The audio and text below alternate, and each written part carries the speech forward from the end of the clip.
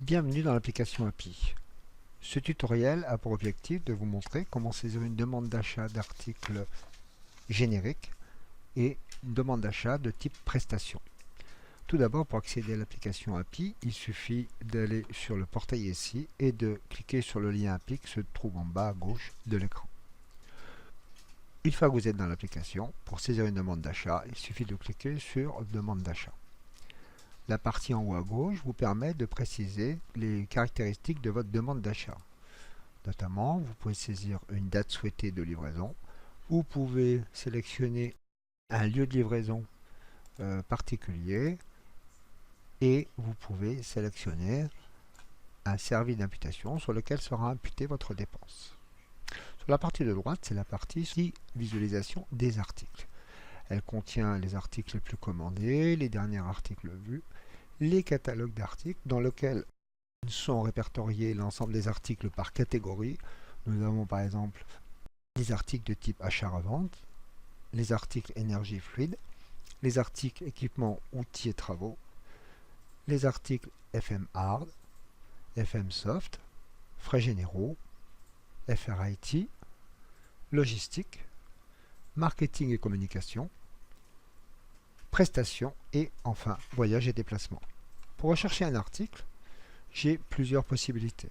La première possibilité consiste à rechercher l'article par son nom. Donc si je tape par exemple bureau, le système va me proposer l'ensemble des articles qui se trouvent dans l'ensemble de mes catalogues et qui contiennent le mot bureau.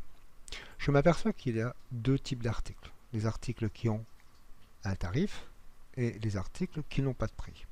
Les articles avec un prix sont les articles dont le prix a été négocié au travers de contrats avec un fournisseur. Si je passe ma souris sur l'article, j'ai la description de cet article qui s'affiche.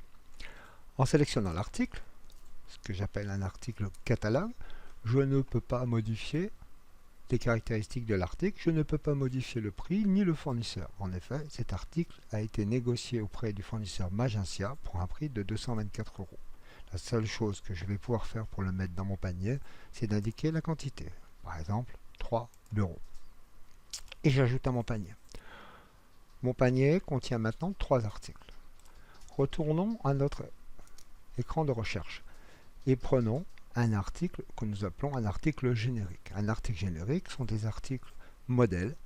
Donc là, si je prends par exemple l'article générique coût associé fourniture de bureaux non stockés, je vais pouvoir indiquer une désignation prestation installation bureau. Donc j'ai commandé 3 bureaux, je commande les prestations d'installation. Je vais pouvoir indiquer le prix que mon fournisseur m'a proposé et je vais pouvoir enregistrer cet article dans mon panier.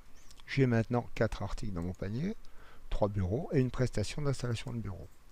Voyons maintenant comment saisir une prestation. Pour saisir une prestation, je vais aller dans le catalogue des prestations et le système va pouvoir m'afficher l'ensemble des prestations qui ont été référencées dans les catalogues. On va prendre par exemple une prestation de formation. C'est un article générique. Je vais donc pouvoir indiquer la désignation. Donc c'est par exemple formation nettoyage des bureaux. Tac d'école. Le système me propose le fournisseur que j'ai sélectionné dans mes articles précédents, mais je peux modifier mon fournisseur si besoin en saisissant par exemple le premier nom de mon fournisseur. Bon, par exemple, on va faire bureau d'études Roquefort-la-Bédoule. Et puisqu'il s'agit d'une prestation, le système me demande d'indiquer la date de début de la prestation. Donc on va dire que cette prestation aura lieu du 7 août au vendredi 10 août. Et j'ajoute à mon panier. Mon panier est maintenant complet. Il contient une formation de nettoyage de bureau, une prestation d'installation des bureaux et mes 3 bureaux que j'ai commandés. Je peux enregistrer mon panier. J'arrive sur un écran de ventilation analytique dans lequel je peux indiquer des services d'imputation différents suivant les lignes d'achat que j'ai commandées. Attention, les services d'imputation sont fonction de l'article que vous avez commandé. Pour avoir les informations de concordance entre la nature de l'achat que vous faites et le service d'imputation, je vous recommande d'aller voir les combinaisons analytiques qui sont mis à votre disposition dans la documentation de l'application en page d'accueil. Une fois que mes ventilations analytiques sont correctes, je vais pouvoir envoyer ma demande, saisir un libellé, éventuellement des instructions d'expédition qui se retrouveront sur le bon de commande. Je peux vérifier les lignes d'achat que j'ai saisies dans mon panier. Le système m'affiche la ligne budgétaire sur laquelle vont être imputées les dépenses en me précisant le montant engagé, c'est-à-dire le montant qui a déjà été envoyé en commande au fournisseur, les montants en saisie qui représentent l'ensemble des articles commandés sur cette ligne d'achat qui sont actuellement en cours d'approbation, donc qui ne sont pas encore envoyés au fournisseur, et ensuite le solde de ma ligne budgétaire.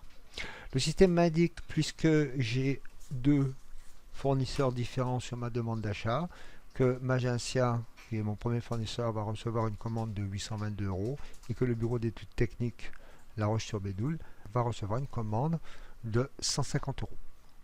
Voilà, ma demande d'achat est correcte. Je vais pouvoir l'envoyer en approbation.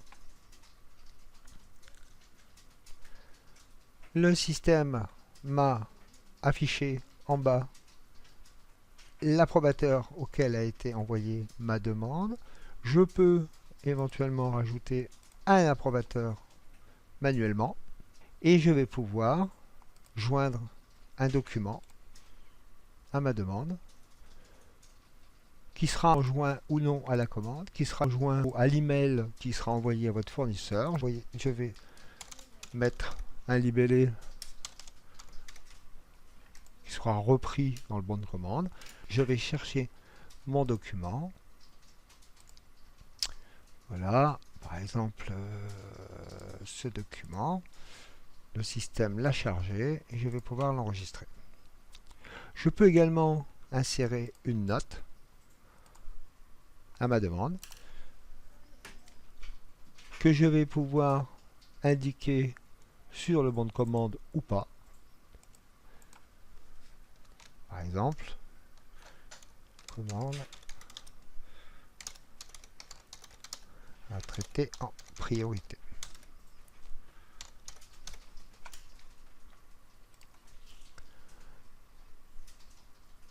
Ma demande est maintenant complète. Elle est en approbation. Une fois qu'elle sera approuvée, elle sera envoyée à mes fournisseurs.